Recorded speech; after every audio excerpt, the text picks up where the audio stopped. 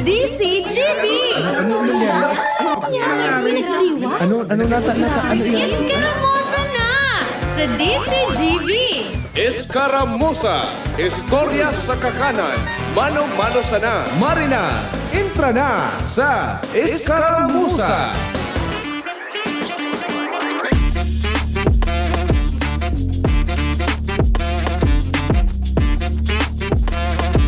Sala ang epekto kang ano kay ni kandelata.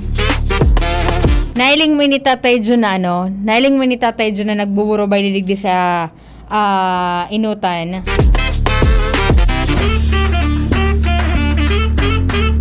Happy Monday!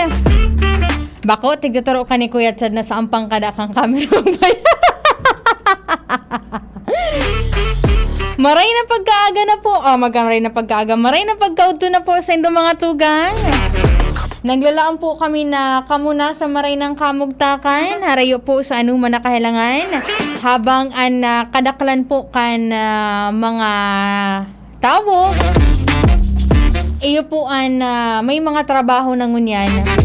So mga aki, may mga eskwela na. Magtaga ikmat lang po. Dahil niya man po grarayan durudalagan na pagbulos kan uran.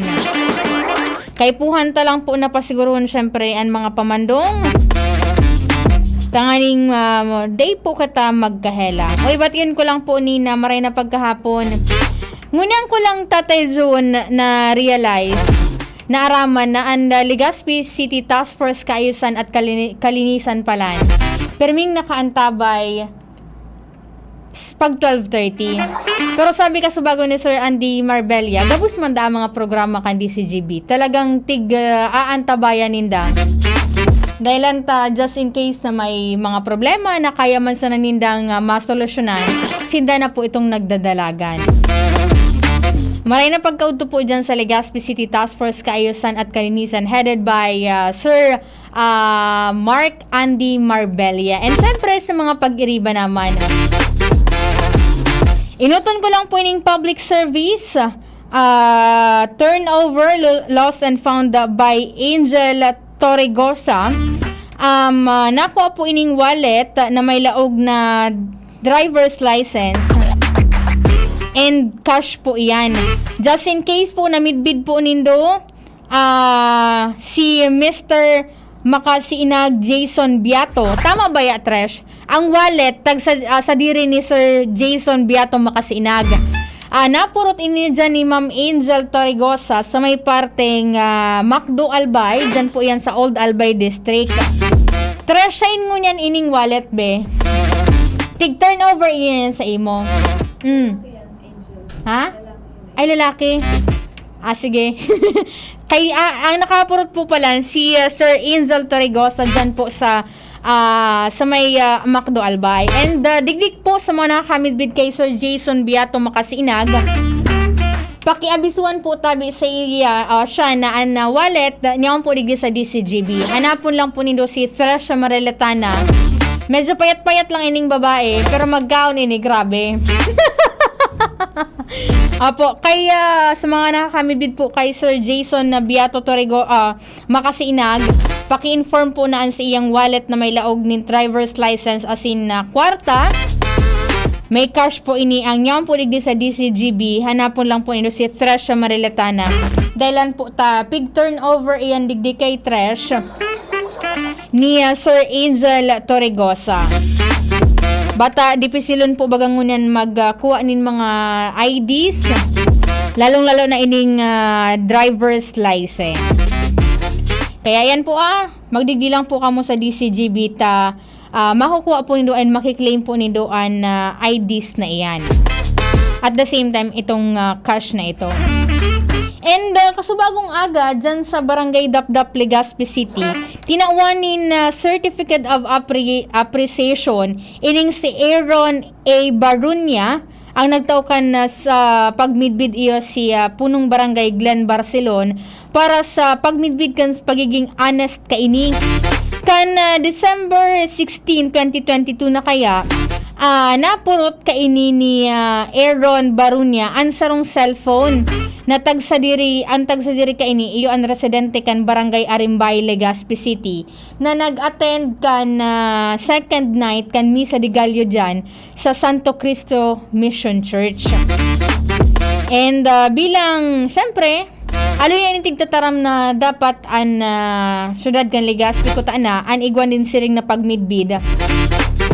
And digdi sa barangay Dapdap, tinawan ininin pagmidbid ni Cap Glen, ini si Aaron Barunya dahilan ta sabi digdi the simple awarding rites was held during the flag raising ceremony kan barangay official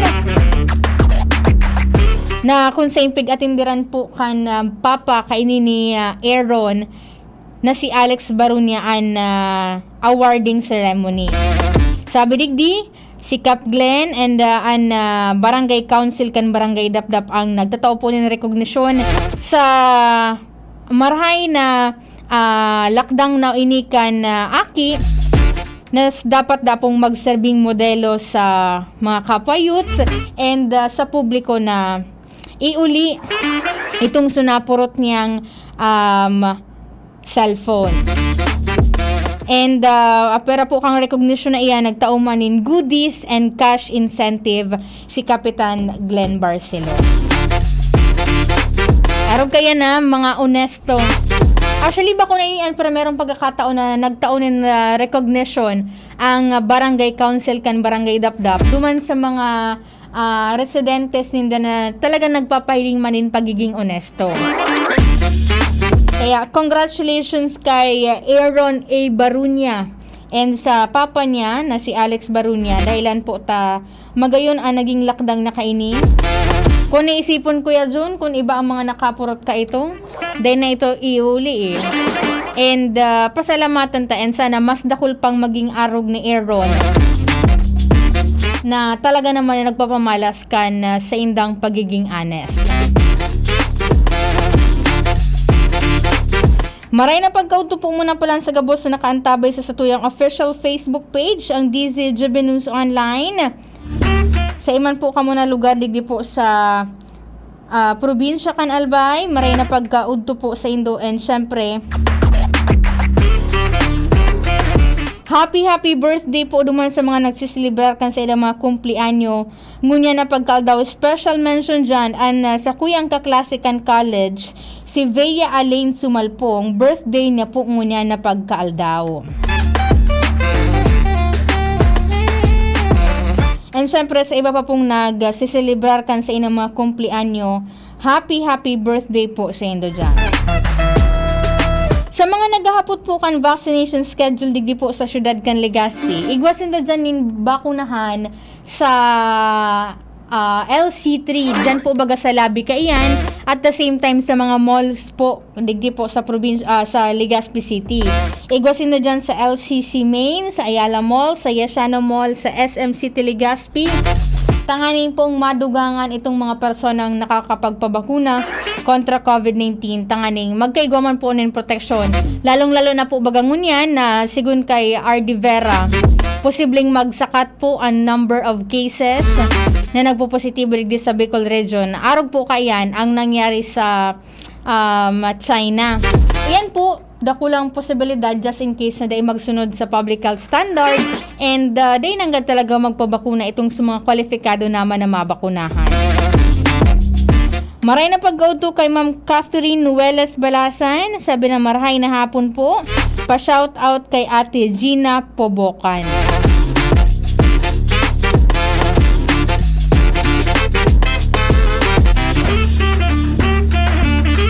Ulitin ko lang po yung public service na pinag-gaw-gaw sa kuya ni Trasyang ngunyan. Kay Sir Jason Biato Makasiinag, ang sa imo pong driver's license, ang sa imong wallet na may laog na cash, ang niyaon po digdi sa stasyon kan DCGB, and pwede po yan na ikuha, i-claim. Hanapon mo lang po si Trasya Mariletana.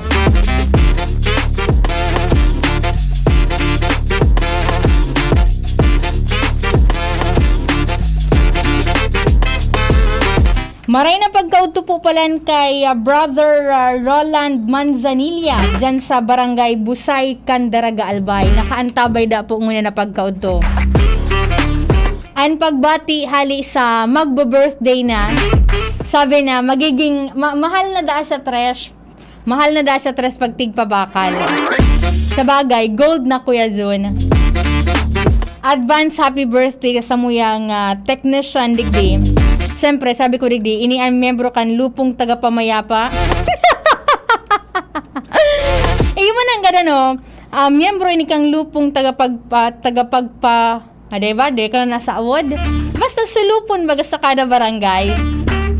Advance happy birthday kay Kuya Jun Napoles. Birthday niya sa aga. Kaya, Kuya Manny, kung igwa ka, si Kuya Manny, pag may birthday, si Kuya Manny tulos ade. Maray na pag-auto syempre kay, kay Cha Meli and kay Kuya Manny Tutanias dyan po sa Barangay Binanwahan. And syempre, advance happy birthday man po kay Kuya Jun Napoles Jr. Day ko na tabadi off-air ako dito.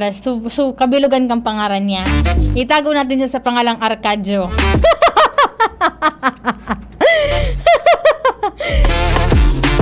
Kay Sir Onying Taruma, sabi na hello DCGB, hello Ma'am Angel.